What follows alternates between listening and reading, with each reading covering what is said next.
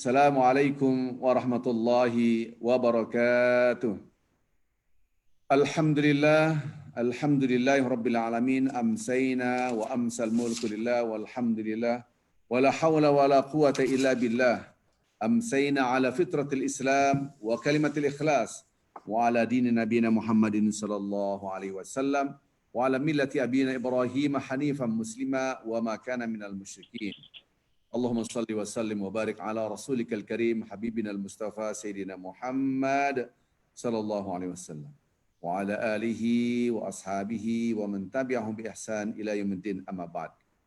Bapak Ibu yang cinta Allah Subhanahu wa taala, alhamdulillah pada sore hari ini waktu New York kita bisa bertemu kembali, dan ini adalah kajian rutin setiap sebelum iftar insyaallah setiap hari. Adapun waktu Indonesia yaitu pagi hari insyaallah. Bapak Ibu yang cinta Allah Subhanahu wa taala, mudah-mudahan Allah menjadikan kita, keluarga kita, anak-anak kita, keturunan kita adalah orang-orang yang dicintai oleh Allah Azza wa Jalla. Ya. Mudah-mudahan orang-orang yang dikhususkan, orang-orang spesial di mata Allah, ya, yang disebut dengan orang-orang saleh, yaitu orang-orang yang selalu taat kepada Allah Azza wa Jalla. Dan perlu diingat, kemarin ilmu yang kita pelajari adalah bagaimana membersihkan jiwa kita. Mengulangi lagi kajian sebelumnya bahwa Rasulullah SAW mengajarkan bagaimana kita membersihkan jiwa, di antaranya adalah kekuatan dari Allah. Karena kita tidak punya kekuatan apa-apa, la haula wala quwata illa billahil aliyil azim. Kita tidak punya kekuatan apa-apa kecuali hanyalah dari Allah Azza wa Jalla. Bahkan Allah Subhanahu wa taala mengingatkan kita, wala tuzakku anfusakum, jangan merasa sok suci, merasa kita mampu mensucikan diri kita. Tidak, itu hanyalah kekuatan dari Allah. Kita bisa berbuat baik, ibadah puasa, bersedekah, sholat, membaca Al-Quran, hanyalah kekuatan dari Allah. Itulah hidayah yang menjadikan hati kita ada cahaya, kemudian kita melakukannya. Betapa banyak orang-orang yang sudah tahu kebenaran Islam, tapi tidak ada ketertarikan untuk mengucapkan asyhadu an la ilaha illallah wa asyhadu anna Muhammadan abduhu wa rasuluh, atau wa asyhadu anna Muhammadar rasulullah. Bahkan orang-orang Islam pun sudah mengucapkan syahadat, tapi betapa banyak mereka tidak tertarik dengan kajian-kajian agama. Ya, hanya dilewatkan saja. Ya. Tidak tertarik dengan membaca Al-Quran setiap saat. Ini butuh hidayah, butuh hidayah, butuh hidayah, butuh hidayah. Semakin kita meminta kepada Allah, ihdina, berikan kami petunjuk. Nah, as-siratal mustaqim, yaitu jalan yang lurus, kita dapat bimbingan oleh Allah Azza wa Jalla. Dan kita tahu bahwa di dalam diri kita ada unsur dua, yaitu unsur fa'alhamaha fujuraha wa taqwaha. Di dalam diri kita ada yang mengajak kepada kemaksiatan, yang satu mengajak kepada ketaatan. Nafs fujur, jiwa fujur, dan jiwa takwa. Oleh karena itu, ketika kita mendekatkan diri kepada Allah, butuh kekuatan jiwa takwa. Sudah di jawaban kemarin ketika saya menceritakan bahwa kenapa saya susah membaca Al-Quran. Coba lihat diri kita. Perlu diingat, bukan hanya diri kita. Lihat istri kita. Lihat anak kita. Karena nanti bapak-bapak ibu yang cinta Allah Subhanahu wa taala, kita tidak mungkin saya masuk surga sendirian. Tidak. Saya ditanya pertanggungjawaban terhadap istri saya, anak saya, keluarga saya, saudara kandung saya, adik saya. Semua saya ditanya oleh Allah Azza wa Jalla. Oleh karenanya ini tanggung jawab bersama kita. Nah, lihat diri kita. Pertama kali diri kita dulu kita lihat. Apakah kita didominasi oleh fujur atau takwa? Kita minta kekuatan dari Allah agar jiwa takwa bisa mengalahkan jiwa fujur. Kenapa kita sulit membaca Al-Quran? Bukan sulit dalam arti membacanya, tapi susah untuk tertarik dengan kajian, susah tertarik dengan sholat malam. Bahkan ada yang sangat sulit sekali sholat malam, belum terbiasa. Ingat, itu semua karena dosa-dosa yang telah kita lakukan.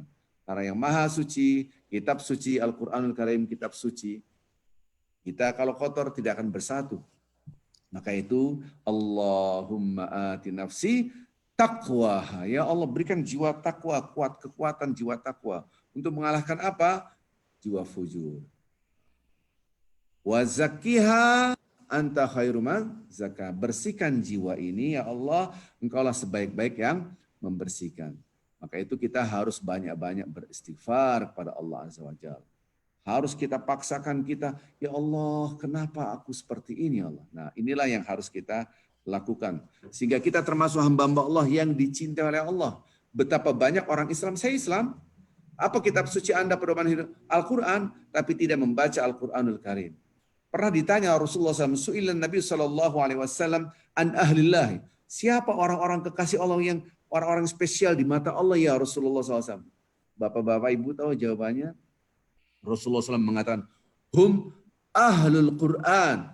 Subhanallah. Ahlullah wa khasati. Mereka adalah orang-orang yang selalu mengikat dirinya dengan Al-Quran. Selalu membaca Al-Quranul Karim. Subhanallah. Pak Ustadz, alhamdulillah saya sudah bisa baca Al-Quran, tapi malas Pak Ustadz. Al-Quran hanya jadi pajangan, ataupun Al-Quran hanya untuk mahar. Wah, kadang-kadang untuk mahar doang. Habis itu nggak pernah dibaca Al-Quran. Ataupun Al-Quran kadang-kala di negeri-negeri Arab, kadang-kala ditaruh di mobil. Kenapa? Udah seperti jimat, supaya nggak kemalingan. Kacau banget ya. Ini banyak pemahaman-pemahaman yang salah Bapak-Bapak Ibu yang cinta Allah SWT. Maka itu kita harus introspeksi diri. Ini pasti ada dosa yang menahan kita sehingga kita tidak bisa membaca Al-Quran dengan rajin. Sehingga kita sulit sekali mendekatkan diri kepada Allah Azza wa Jalla. Berzikir baik dalam keadaan berdiri, duduk atau berbaring. Kenapa? Karena ada dosa yang menghalangi itu semua. Maka itu banyak-banyaklah beristighfar. Ya Allah ampunilah dosaku. Rabbana zalamna anfusana. Ya Allah sungguhnya kami telah menzalimi diri kami sendiri. Wa illam taghfir lana wa tarhamna, kalau engkau tidak memberikan ampunan kepada kami, tidak memberikan rahmat, lanakunanna, sungguh-sungguh. Ini penekanan bahasa Arab karena tauhidnya bukan satu. Kami termasuk hamba-hamba Allah yang rugi. Rugi besar kalau kita tidak mencintai Al-Quran. Karena Al-Quranul Karim adalah kitab suci yang bisa menolong dua. Pertama dunia dan akhirat. Subhanallah. Bukan hanya redaksi hadis Rasulullah SAW mengatakan, Iqra'ul Quran, bacalah Al-Quran. Fa'innahu ya'ti yaumil qiyamah, dia akan datang pada hari kiamat, syafi'ni ashabi, sebagai penolong pada orang-orang yang membacanya. Ini bukan hanya penolong pada hari kiamat. Di dunia ini kita butuh arahan dari Al-Quran. Semakin kita dekat dengan Al-Quran, maka hati kita, jiwa kita, perilaku kita akan lebih terarah oleh Allah Azza wa Jalla, diarahkan oleh Allah Azza wa Jalla. Jadi dunia dan akhirat, dan konsep kita tentu Rabbana atina fid dunya hasanah wa fil akhirati hasanah wa qina adzabannar. Bapak Ibu yang cinta Allah Subhanahu wa taala, dari hadis tadi yang saya sudah terangkan, mudah-mudahan kita termasuk hamba-hamba Allah yang dicintai oleh Allah. Lihat istri kita, jangan hanya baca Al-Quran, Bapak baca Al-Quran aja. Istrinya nggak baca Quran, dibiarkan. Anaknya tidak baca Quran, dibiarkan. Apakah Anda memikirkan diri sendiri, kemudian Anda masuk surga dengan pahala sendiri? Tidak, ajak. Wahai istriku, wahai anak-anakku. Ingat, kita ini satu keluarga, tujuannya satu, yaitu surga. Semua modal kita dalam arti yang luas, semua potensi kita, semua yang kita miliki harus membackup satu tujuan, yaitu surga. Tentu ini yang disebut dengan husnul khatimah. Mudah-mudahan penutup akhir hayat kita adalah dengan yang baik. Maka itu kalau kita hanya beribadah diri kita sendiri, Masya Allah. Selalu saya katakan dalam banyak pengajian, kalau ada orang memikirkan diri sendiri, zikir, ibadah aja, nggak mikirkan istrinya, nggak mikirkan anaknya, nggak mikirkan suaminya, nggak mikirkan tetangganya, kita tidak diciptakan oleh Allah untuk seperti itu. Maka nanti pada episode selanjutnya kita bukan hanya berbicara kesalahan individual vertikal, tapi juga kesalahan sosial horizontal kita. Ya, Bapak Ibu yang cinta Allah Subhanahu wa taala, jadi kuncinya kalau kita lihat di sini, oh berarti Pak Ustadz saya susah membaca Quran, bukan susah dalam arti susah terbata-bata, artinya tidak ada cinta kepada Al-Quran, tidak ada cinta sholat, sholatnya entar. Lihat jam lagi, masih lama. Nanti pas lagi kerja, belum sholat. Pas ngeliat jam, ini udah jam segini. Buru-buru. Astagfirullahaladzim. Insya-Allah. Nggak pakai qobliyah lagi, udah mepet waktunya. Mau sholat lagi, kayaknya baru sholat lagi. Terus saja. Kalau hidup seperti itu, astagfirullahaladzim. Ya. Kapan kita menjadi orang-orang yang benar-benar mencintai Allah dan merindukan sholat? Itulah yang disebut dengan al-murabitun. Sampai Rasulullah SAW memberitahukan kabar gembira itu sampai nyerimpet kakinya tuh, hampir jatuh. Kenapa? Kisahnya tuh ketika itu Rasulullah SAW melihat orang-orang murabitun siapa sih? Nah, pernah saya terangkan. Al-Murabitun itu kalau dalam konteks perang, dia paling depan. Ini pernah saya terangkan dalam kajian sebelumnya, paling depan. Jadi kalau orang-orang istirahat, dia jaga, gitu kan. Di pagar betis di paling depan. Kalau ada serangan dari musuh, ada tombak, ada panah, dia paling duluan mati di depan. Itu derajatnya tinggi sekali di hadapan Allah. Syahid, mati syahid yang tinggi sekali. Karena apa? Dia paling depan, terdepan. Nah, dalam konteks kita, dalam keadaan damai, siapa al-murabitun itu? Orang yang menunggu waktu sholat. Saking cintanya ditunggu-tunggu kapan sholat, kapan sholat. Dia nunggu waktu sholat, waktu itu antara sholat maghrib dan isya ditunggu-tunggu waktu sholat. Maka Rasulullah mengingatkan, kalian adalah Allah sangat mencintai kalian. Diberitahukan akan diberikan ganjaran surga. Ketika memberitahukan itu, Rasulullah sampai lari kecil hampir terjeripat saking senangnya memberikan berita itu. Berarti orang-orang ini nggak seperti yang zaman sekarang, dikit-dikit ngeliat jam, dikit-dikit jam berapa, dikit-dikit ngeliat jam, dikit-dikit ngeliat jam. Dia belum waktunya sudah menunggu. Bukan on time, tapi in time. Belum waktunya sudah tunggu. Kayak kita sekarang ini pengajian, sebelum waktunya kita sudah siap. Itulah orang-orang yang mencintai Allah. Perjumpaannya betul-betul kita harapkan. Maka itu ketika orang betul-betul mencintai Allah, dia akan ada rasa rindu. Subhanallah. Ketika dia sholat dinikmati. Nah, inilah konteks sekarang adalah mencintai Allah. Menikmati ibadah kita nikmatin Allahu Akbar. Bapak Ibu yang cinta Allah SWT, sudah tidak saatnya lagi Anda membaca begini. Bismillahirrahmanirrahim. Alhamdulillahirrahmanirrahim. Ar-Rahmanirrahim. Malik yaumiddin. Ya, buang itu, buang. Bukan saatnya lagi. Bacalah dengan tumaninah Allah Akbar. Ketika Anda membaca Al-Fatihah, Bismillahirrahmanirrahim. Alhamdulillahirrahmanirrahim. Ar-Rahmanirrahim. Dinikmati, itu saatnya lagi. Kapan lagi kita harus berubah? Jadi Al-Fatihah kita yang di sini tidak uninstall. Install yang terbaru, itu yang disebut dengan memperbaiki ibadah, mengupgrade kualitas. Susah Ustaz, ingat, itu karena dosa. Mungkin kita banyak hibah, ngomongin orang. Mungkin kita banyak mencaci maki orang. Mungkin kita banyak membentak orang. Mungkin ada barang yang haram dalam tubuh kita. Sehingga susah sekali kita mendekatkan diri kepada Allah. Maka banyaklah beristighfar sebanyak-banyaknya. Dosa itu terakumulasi tanpa kita sadari. Kadangkala sulitnya adalah satu hal yang sangat sulit sekali. Apa itu? Kita ini kadangkala tanpa kita sadari Bapak-Bapak Ibu. Kita merasa sudah benar. Itu bahaya sekali. Padahal kita jauh dari Allah Azza wa Jalla. Nanti suatu saat ketika kita dalam episode selanjutnya mengukur apakah saya dicintai oleh Allah atau tidak, itu harus ada barometernya. Tidak mungkin nggak ada barometernya karena Allah maha baik, pasti dikasih tahu. Gitu. Kadang-kala kita sudah merasa baik, padahal di mata Allah belum tentu baik. Merasa kita sudah dekat dengan Allah, padahal belum tentu. Gitu.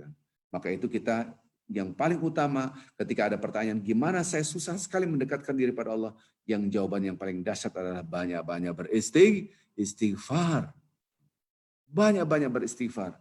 Karena Rabbana la tu'akhidhana in nasina aw akhtana. Ya Allah, jangan kau hukum kami. Jangan kau kasih kami kesengsaraan, kesusahan. Hukuman yang terberat adalah ketika kita jauh dari Al-Quran. Ketika kita susah membaca Al-Quranul Karim. Ketika kita tidak ada cinta kepada Allah sehingga kita sholat merasa dikejar-kejar. Jangankan sholat melihat jam.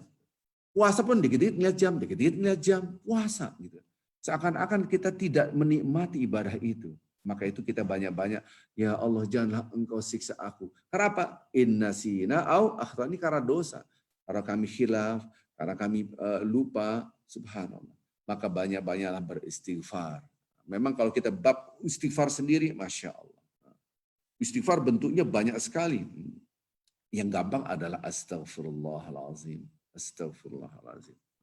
Ada lagi zikir Nabi Yunus, la ilaha illa anta subhanaka inni kuntu minaz zalimin. Zikir Nabi Adam, Rabbana zalamna anfusana wa illam taghfir lana wa tarhamna lanakunanna minal khasirin. Ada lagi, subhanallah bihamdi astaghfirullah wa atubu ilaih. Bentuk istighfar banyak sekali Bapak-bapak Ibu. Nah inilah sebaik mungkin sehingga dosa-dosa ini semakin diampuni oleh Allah, semakin kita mudah membaca Al-Quranul Karim. Semakin kita gampang sekali untuk merasakan qalban khasyian. Jadi kuncinya adalah banyak-banyak beristighfar sebanyak-banyaknya. Baik bapak-bapak, ibu-ibu yang cinta Allah Subhanahu wa taala, kita mencoba untuk mengupgrade kualitas zikiran kita, yaitu yang kemarin kita sudah bahas adalah minta kekuatan dari Allah. Allahumma a'inni ala dzikrika wa syukrika wa husni ibadatika. Ya Allah, bantu aku untuk selalu mengingat Engkau, mensyukuri nikmat-Mu, dan selalu memperbaiki ibadah kepadamu.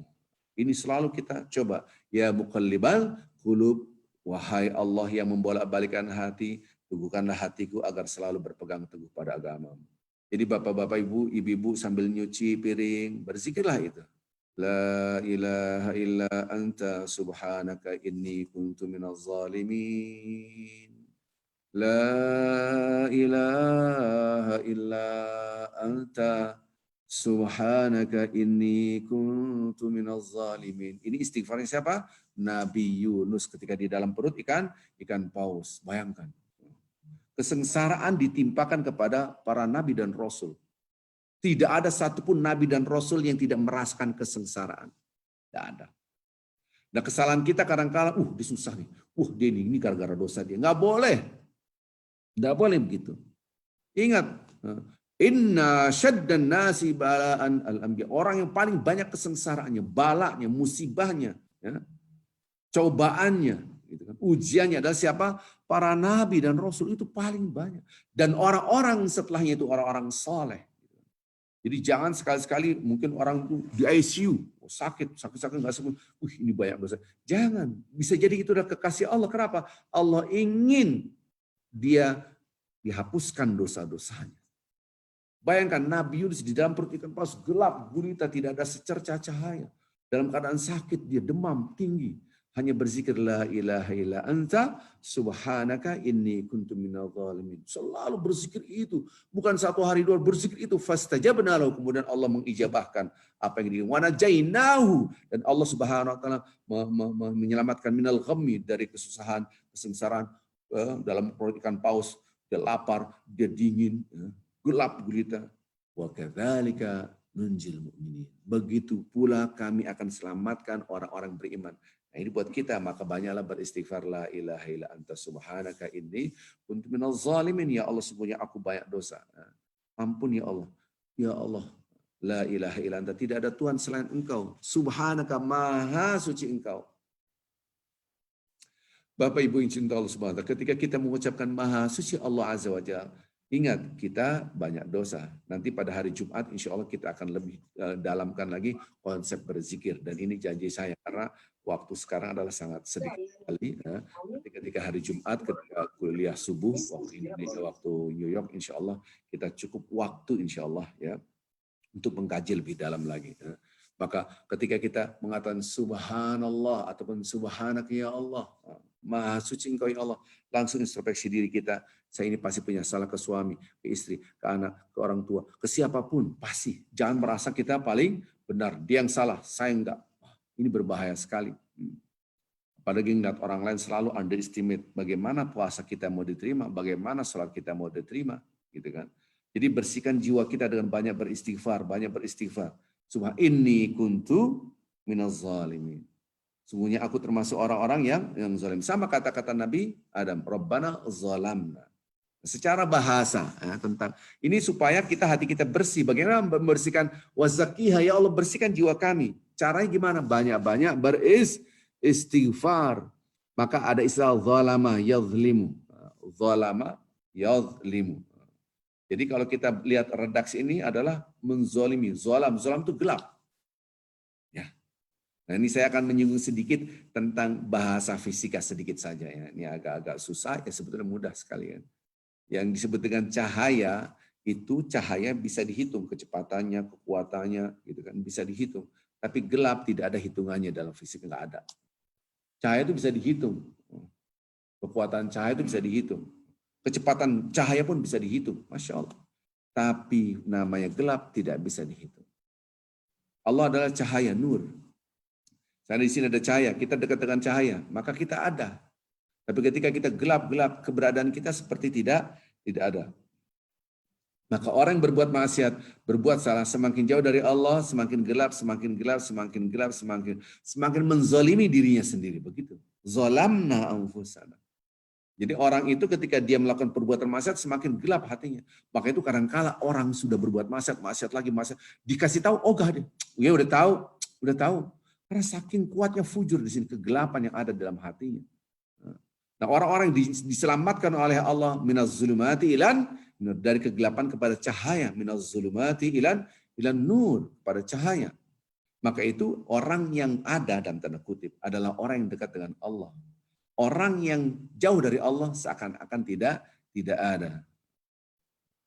Ini redaksi kalimat zalam berarti ketika orang itu berbuat salah, dia zalim. Zalim terhadap apa? Terhadap diri sendiri. Dia menggelapkan diri sendiri. Dia menzalimi dirinya sendiri. Walaupun dia seakan-akan orang yang baik di mata manusia, tapi di mata Allah adalah orang yang dalam kegelapan karena dia mempunyai dosa gitu. Maka Nabi Adam mengatakan zalamna anfusana, kami salah ya Allah. Maksudnya menzalimi diri kami sendiri. Ya. Karena Allah tidak pernah, Allah tidak pernah menzalimi hambanya. Siapa yang membuat manusia itu susah? Dirinya sendiri. Jadi kesengsaraan itu karena dirinya sendiri. Tapi untuk orang-orang soleh, untuk para nabi dan rasul, kesengsaraan itu bukan karena dosanya, tapi karena kecintaan Allah. Nanti ada dua level yang harus kita pahami. Gitu kan. Ada kesengsaraan, kesengsaraan itu karena dosa-dosa kita. Kita harus fokus di nomor ini. Jangan masuk nomor 2. Karena nomor 2 orang-orang soleh itu diberikan kesengsaraan itu untuk dihapuskan dosanya karena Allah mencintainya, gitu kan. Ini karena cinta Allah. Yang satu karena dosa, yang satu karena cinta Allah. Harus dibedakan. Jangan merasa, oh saya punya kesengsaraan karena saya dicinta Allah. Jangan. Saya kemarin sakit ya Allah karena aku banyak dosa, ampun. Begitu caranya. Jangan merasa, oh ini saya orang soleh. Jangan sekali-sekali. Ya. Maka itu ketika kita berdoa dengan hati kita, ya Allah, inni kuntu minaz zalimin, aku memang salah ya Allah. Ataupun Rabbana zalamna anfusana, ya Allah, kami betul-betul salah. Saya salah ya Allah, banyak salah. Begitu caranya. Ya. Maka itu Bapak-bapak Ibu yang cinta Allah SWT, itu yang disebut dengan wazakiha anta khairun man. Bersihkan jiwa kami dengan apa? Banyak beristighfar, ya Allah ampuni. Maka setiap malam Bapak-bapak Ibu yang cinta Allah SWT, setiap malam pada bulan Ramadan, Allah membebaskan orang-orang yang harusnya dia masuk neraka. Bapak Ibu yang cinta Allah Subhanahu wa taala, kalau saya mempunyai kebiasaan, kalau saya memakai sepatu atau memakai sendal, saya lihat kaki saya, langsung terbesit dalam hati dan pikiran saya adalah hadis Rasulullah Sallallahu Alaihi Wasallam bahwa setiap orang itu lebih dekat dengan surga dan nerakanya itu min syirakin na'alih, aqrabu min syirakin na'alih. Jadi kalau kita pakai alas kaki, itu nempel alas kaki itu di kaki kita. Kita pakai itu. Surga dan neraka itu lebih dekat dari itu. Maka itu setiap orang itu ada kaflingnya di surga dan ada kaflingnya di neraka. Arifin Jadringrat itu ada namanya tertulis di surga, kaflingnya, dan juga tertulis di neraka. Setiap orang bisa melakukan sesuatu, apakah Anda membangun kafling surga ataupun kafling neraka. Itulah maksud daripada ketika Allah SWT mengampuni dosa-dosa hambanya setiap malam, yang harusnya kita sudah masuk neraka dengan dosa-dosa kita, ditutup pintu neraka, ya Allah. Maka ada istilah hadis-hadis Rasulullah SAW, Bapak-bapak Ibu ingat kalau kita habis tawaf, ya mungkin Bapak-bapak Ibu yang pernah berangkat ke Tanah Suci dengan saya, biasanya setelah tawaf saya pimpin doa itu. Allahumma a'tiqna, wa'atiq riqabana, wa riqaba abaina, wa ummahatina, wa abaina, wa auladina, dan seterusnya. Ya Allah, bebaskan kami, orang tua kami, ibu kami, bapak kami, anak-anak kami, keluarga kami, semua ya Allah, dari api neraka. Pak Ustadz susah doanya, pakai bahasa Indonesia, ya Allah bebaskan aku dari api neraka, bebaskan istriku, suamiku, anak-anakku, orang tuaku, semua saudara dari api neraka, bebaskan ya Allah. Kenapa bebaskan? Kata-kata membebaskan berarti sudah termasuk, betul? Kalau emang tidak ada, ya tidak mungkin dibebaskan. Pembebasan orang itu dibebaskan dari penjara, berarti dia di dalam penjara. Loh, kita di luar penjara, nggak mungkin bebas dari penjara. Memang di luar. Ya Allah bebaskan aku. Maka setiap orang itu ada kaflingnya masing-masing. Insya Allah. Maka setiap malam Bapak-Bapak Ibu, kita selalu minta ampunan, ya Allah ampuni kami. Kalaupun tidak pakai bahasa Arab, tidak apa-apa karena ini di luar salat. Kalau nggak hafal, ya Allah ma'jirim nanar, lepaskan aku dari api neraka. Kalau tidak pakai bahasa Indonesia, ya Allah lepaskan aku, suamiku, istriku, anak-anakku. Ya Allah dari api neraka setiap malam. Ada bahasa Allahumma innaka afun, ya Allah engkau maha pemaaf. Gitu kan. Maha pengampun, ampuni kami. Tuhibbul afwa, engkau saat mencintai perilaku maaf, ampunan, kasih kami ampunan, dan seterusnya dan seterusnya. Maka itu yang disebut dengan tutup pintu-pintu neraka adalah mudah-mudahan nama kita, kafling kita di api neraka ditutup. Tidak ada lagi, mudah-mudahan kita masuk ke dalam surga. Itu maksudnya ketika ditutup pintu neraka itu taubatan nasuha, dianggap kita orang-orang yang kembali. Ada dua, ada istighfar, ada taubat. Istighfar itu minta ampunan. Jadi cinta Allah adalah Allah mencintai seorang hamba ketika hambanya selalu beristighfar. Masya Allah. Dan bagaimana kita beribadah, baca Quran, sholat, tapi jarang beristighfar. Betul baca Al-Quran itu tinggi sekali pahalanya, tapi kita harus banyak beristighfar, minta ampunan, mengakui bahwa kita ada salah. Tidak ada manusia tanpa salah. Kullu bani Adam khata wa khata'in at-tawwabun. Semua bani Adam manusia pasti salah. Tidak ada manusia yang sempurna gitu. Selevel ustaz, selevel nabi, semua karena itu adalah makhluk. Yang suci adalah Allah Subhanahu wa taala. Subhanallah. Akan tetapi para nabi dan rasul adalah maksum, terjaga. Saya paling bersedih, bahkan bukan hanya sedih, marah ya, sampai seakan-akan darah saya mendidih ketika ada orang yang menghina-hina Nabi Muhammad SAW. Itu sangat marahnya luar biasa. Kalau ada di depan mata bisa kita bunuh gitu kan, saking marahnya gitu kan. Kenapa? Karena mereka Nabi orang biasa punya salah, apalagi dijelek-jelekan dengan istri-istri Nabi. Astagfirullahaladzim. Dan kita tahu, bahkan yang dianggap dia ustadz menjelek-jelekan Nabi. Nabi manusia biasa. Yang tidak pernah salahnya Allah. Tetapi Nabi ma'asum, terjaga dari perbuatan-perbuatan yang tercela. Kita bukan ma'asum. Bukan orang yang terjaga. Maka kita minta menjaga diri kita dari gimana? Yaitu diantaranya Allahumma ati nafsi taqwaha wa zakkiha anta khairu man zakkaha anta waliha mawla. Kalimat zakkaha ya Allah banyak beristighfar sehingga kita menjadi kekasih Allah. Man lazim al-istighfar, orang yang selalu beristighfar, semua urusannya mudah. Kalau di dalam keadaan susah dimudahkan, di dalam keadaan sempit dilapangkan. Dia punya masalah dikasih solusi oleh Allah. Ini janji Allah dan Rasulnya. Itu menunjukkan cinta Allah kepada kita. Maka itu kunci dalam kehidupan kita adalah banyaklah beristighfar. Nabi sendiri, Rasul, yaitu Nabi Yunus, redaksi Al-Quran dalam surah As-Sabat, falaula annahu kan minal musabbihin, kalaulah dia tidak beristighfar dengan bertasbih, subhanaka inni kuntu minal zalimin, la labitha fi batni. Dia akan di dalam perut di dalam perut ikan paus, sampai hari yang kiamat, maksudnya hari dibangkitkan. Bayangkan, apabila tidak ada berzikir la ilaha illa anta subhanaka inni kuntu minal zalimin, itu Nabi Yunus sampai hari kiamat baru dibangkitkan, baru dikeluarkan dari perut ikan paus. Kita punya dalam perut ikan paus, seakan-akan kita dalam kegelapan. Kegelapan apa? Karena dosa kita, Yang tadi saya katakan nur dengan cahaya dengan gelap. Gelap tidak bisa dihitung. Maka itu orang-orang kafir, ya laitani kuntu turaba, ketika dia digiring ke neraka, padahal dia orang yang sangat kaya, taruhlah dia seorang selebritis jadi bintang Hollywood, ataupun orang yang sangat terkenal dengan kekayaannya. Apa kata-katanya ketika dimasukkan ke neraka? Coba aku menjadi debu. Coba aku menjadi tanah walaupun diinjak hewan. Lebih baik aku menjadi debu, tanah yang diinjak-injak oleh manusia, binatang, daripada aku masuk neraka. Jadi eksistensinya seperti tidak ada lagi. Sekarang kita lihat banyak orang sombong dengan hartanya.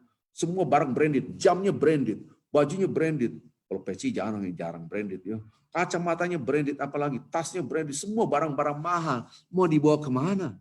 Apakah dengan barang-barang mahal itu Anda menunjukkan Anda ada?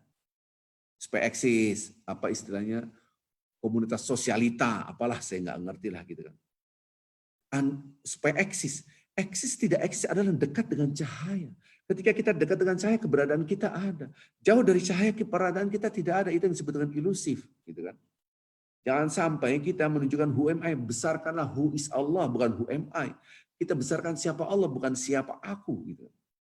Maka itu bapak-bapak, ibu yang cinta Allah Subhanahu wa taala, jangan sampai dalam kehidupan kita itu merasa kita dalam cahaya padahal kita dalam keadaan zalim. Nabi aja mengatakan ini kuntu, sungguh-sungguh aku minal zalimin, aku ada yang salah ya Allah. Sampai Nabi Adam, Rabbana zalami, ya Allah memang aku menzalimi diri aku. Nah, ini yang disebut dengan maka dosa itu disebut dengan kezaliman. Menzalimi diri sendiri. Bapak Ibu yang cinta Allah Subhanahu wa taala, coba kita banyaklah berdoa. Bahkan orang-orang, nah ini yang penting sekali. Dalam hadis Rasulullah SAW, ini ungkapan Nabi Muhammad SAW, seorang muslim, kita orang-orang beriman, apabila berdoa dengan ungkapan Nabi Yunus tadi, gitu kan, janji Allah dan Rasulnya, Allah akan mengabulkannya. Maka itu dalam beberapa pendapat ulama, kata-kata la ilaha illa anta subhanaka inni kuntu minadz zalimin adalah seperti ismul azam. Apalagi Ismul Azam, nanti kita akan bahas Ismul Azam pada episode selanjutnya, yaitu nama-nama Allah yang agung. Apabila kita sebut, doa kita akan dikabul.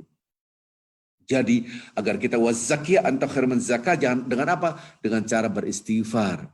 Jadi saya akan kembalikan diri, mundur lagi sedikit. Kenapa orang itu susah baca Quran? Kenapa tidak cinta Al-Quran? Kenapa tidak cinta masjid? Kenapa tidak mencintai sholat? Kenapa tidak susah sekali berzikir baik dalam keadaan berdiri, duduk, berbaring? Kenapa susah sekali dia bersedekah? Ya, sampilik karyang orang Minang bilang itu, perdit, meldit, koret atau apa. Susah sekali. Maunya dapat apa saya? Maunya ngambil, tapi memberi tidak.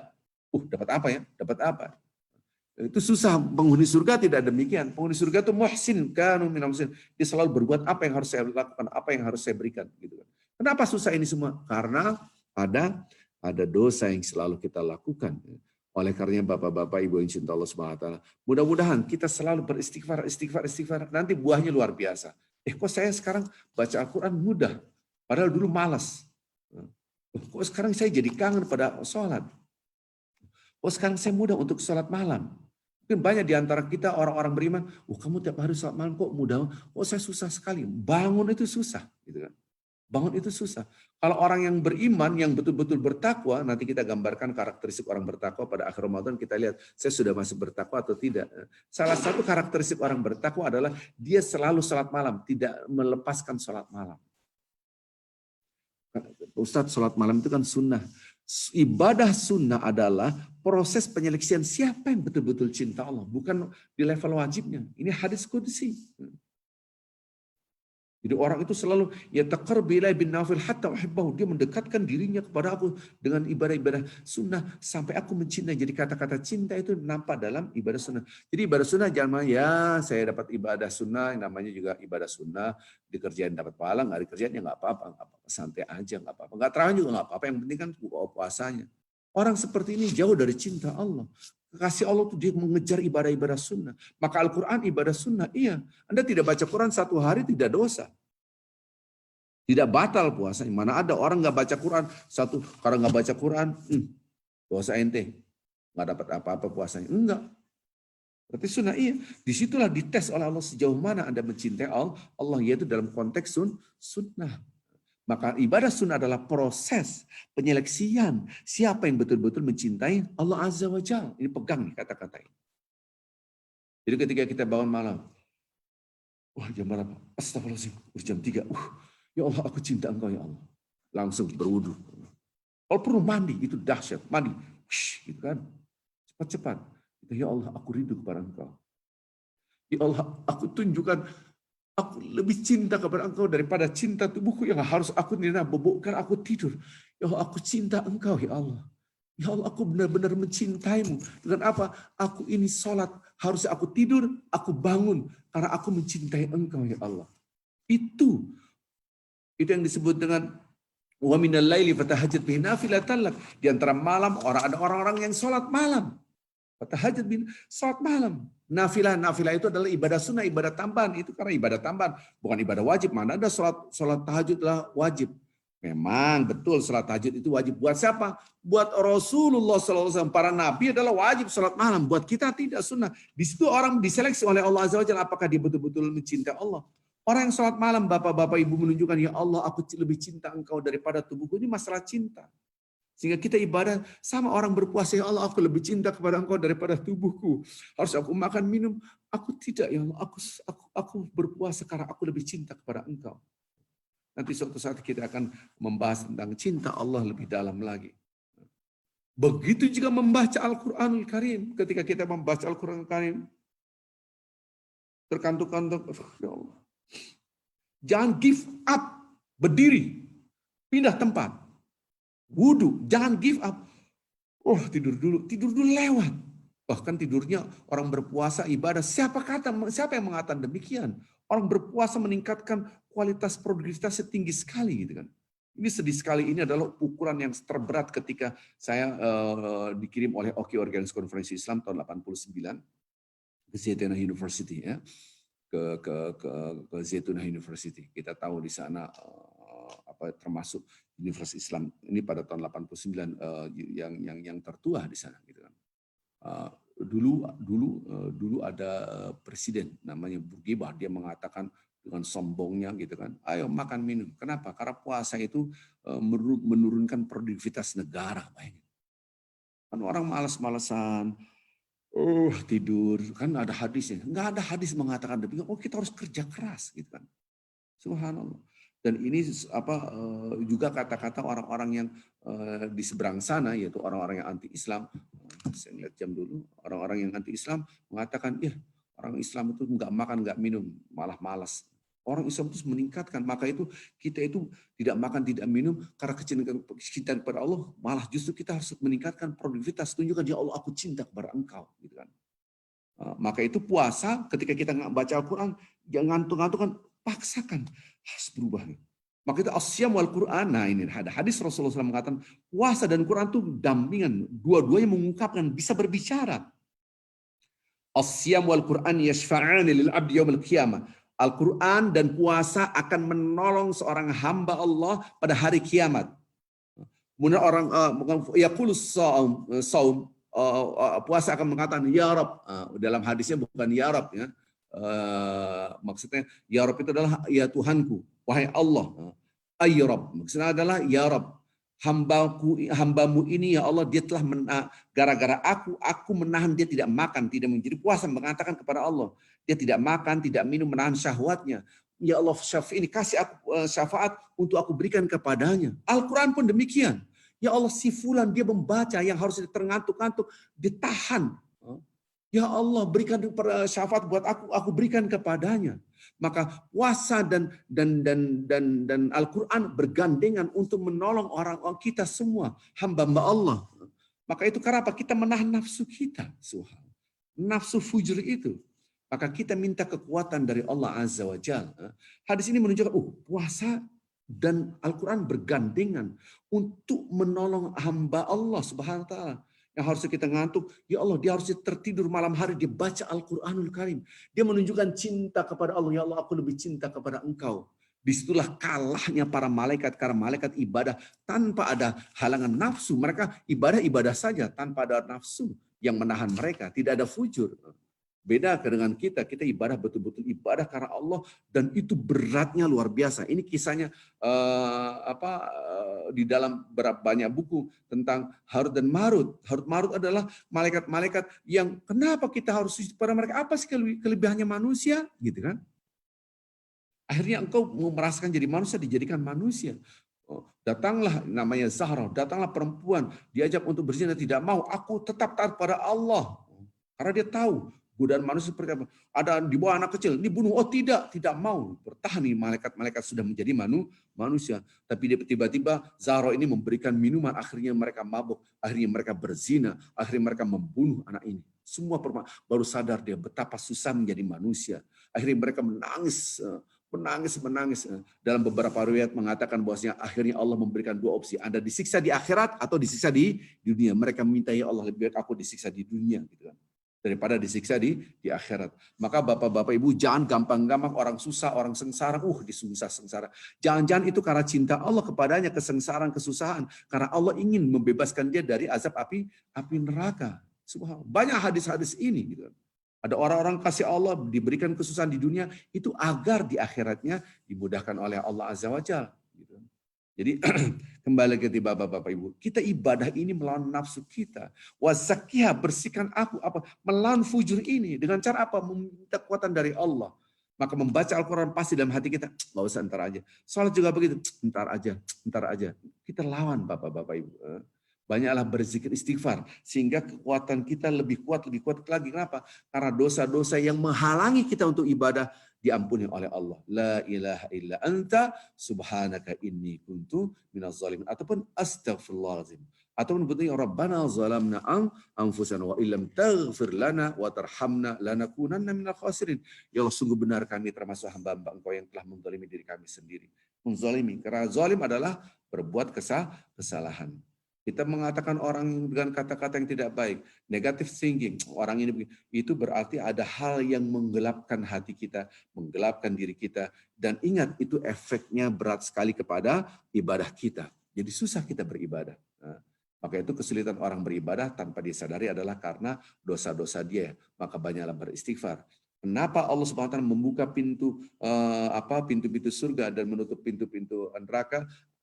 Adalah taubatan nasuha, sehingga dia di taubatan nasuha dia mudah dalam beribadah kepada Allah Azza wa Jalla. Baik Bapak Ibu yang cinta Allah Subhanahu wa taala, pada hari ini kita berdoa juga tidak putus-putusnya. Kita selalu mendoakan saudara-saudara kita. Nah, ini penting sekali wawasan buat kita ya. Jangan sampai kita malas mendoakan orang lain. Please, jangan sampai. Karena keimanan seorang tidak akan sempurna sampai dia mencintai saudaranya sebagaimana dia mencintai dirinya sendiri. Salah satu bentuk cinta kita kepada saudara kita mendoakan. Ini kadang-kala di grup WA, amin, amin. Modalnya amin pun kopas. Ada orang meninggal, kopi, pas, lempar. Copy paste gitu kan, amin. Tapi nggak didoain. Kita dengar si fulan sakit, ya nggak didoain gitu. Jangan, si fulan meninggal dunia, nggak didoain. Kalau perlu kita sholat. Sekarang kondisi sekarang di New York gitu kan, ada saudara-saudara kita yang sakit, yang sudah wafat, seperti almarhum Pak Haji Jumena. Nanti setelah lockdown diangkat, kita ke kuburannya, kita sholat di atas kuburnya, tidak ada masalah.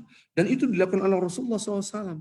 Itu bentuk cinta kita pada sama beriman gitu.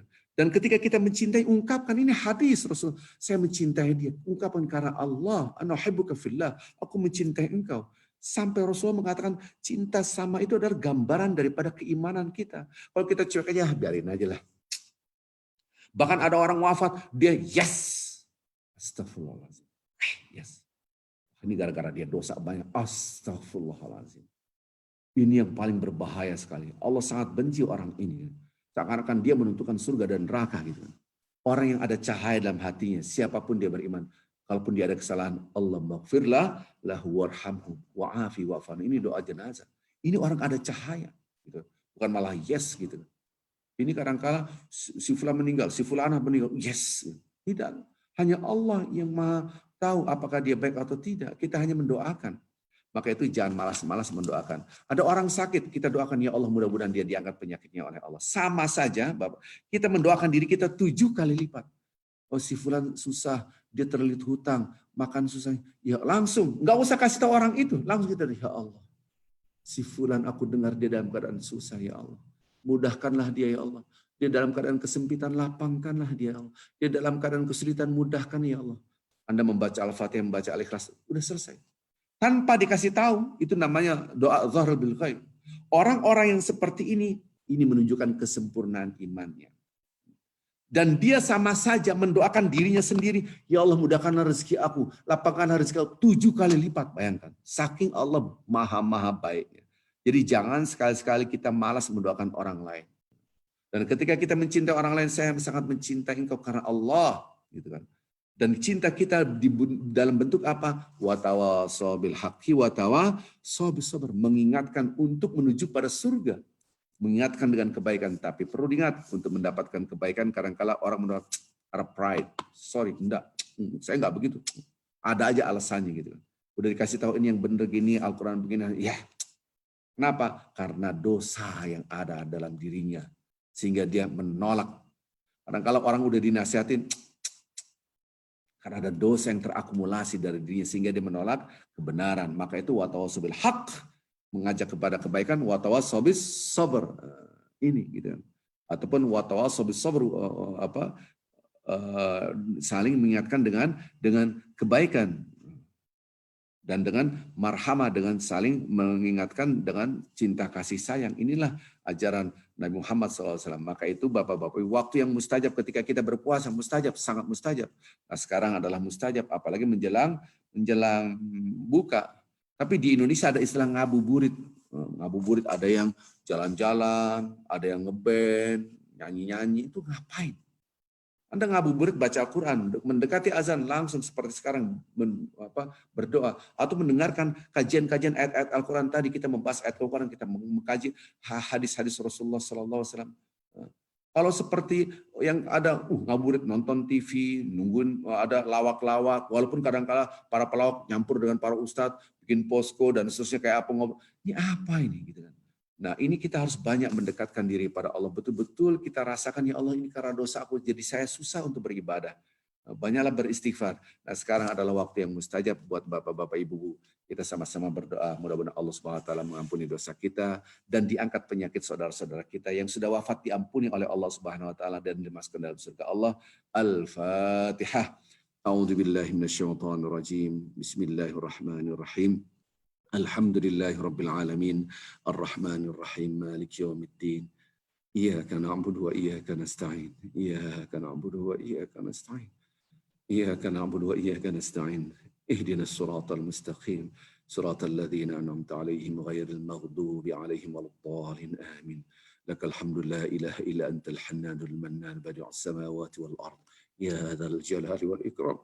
يا حي يا قيوم يا الأحد الفرد الصمد الذي لم يلد ولم يولد ولم يكن لك يا الله كفوا أحد.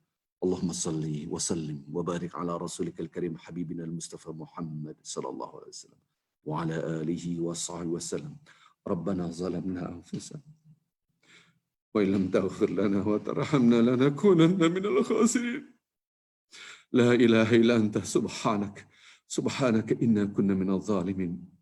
ربنا اغفر لنا ذنوبنا ولوالدينا وارحمهما كما ربيانا صغارا ولجميع المسلمين والمسلمات والمؤمنين والمؤمنات الأحياء منهم والأموات. اللهم ارحم أموات المسلمين والمسلمات، اللهم اغفر لهم وارحمهم وعافهم واعف عنهم وسع مدخلهم وأكرم نزلهم. اللهم اجعل قبورهم روضة من رياض الجنان ولا تجعل قبورهم حفرة من حفر النيران. نسأل الله العظيم رب العرش العظيم أن يشفي مرضانا ومرضى المسلمين والمسلمات. اللهم رب الناس أذهب البأس واشف أنت الشافي، لا شفاء إلا شفاؤك شفاء لا يغادر سقما.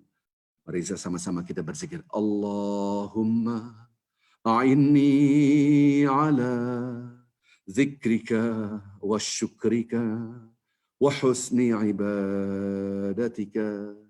اللهم أعني على ذكرك وشكرك وحسن عبادتك. لا إله إلا أنت سبحانك إني كنت من الظالمين. لا إله إلا أنت سبحانك إني كنت من الظالمين. يا مقلب القلوب ثبت قلبي على دينك. يا مقلب القلوب ثبت قلبي على دينك. اللهم آت نفسي تقواها وزكها أنت خير من زكاها أنت وليها ومولاها. اللهم آت نفسي تقواها وزكها أنت خير من زكاها أنت وليها ومولاها. وصلى الله على محمد النبي الأمي وعلى آله وصحبه وسلم والحمد لله رب العالمين. الفاتحة. أعوذ بالله من الشيطان الرجيم. بسم الله الرحمن الرحيم. الحمد لله رب العالمين الرحمن الرحيم مالك يوم الدين. إياك نعبد وإياك نستعين. اهدنا الصراط المستقيم صراط الذين أنعمت عليهم ghairil maghdubi 'alaihim waladdallin. Amin. Subhanakallahumma wa bihamdik asyhadu an la ilaha illa anta astaghfiruka wa atubu ilaik. Assalamualaikum warahmatullahi wabarakatuh.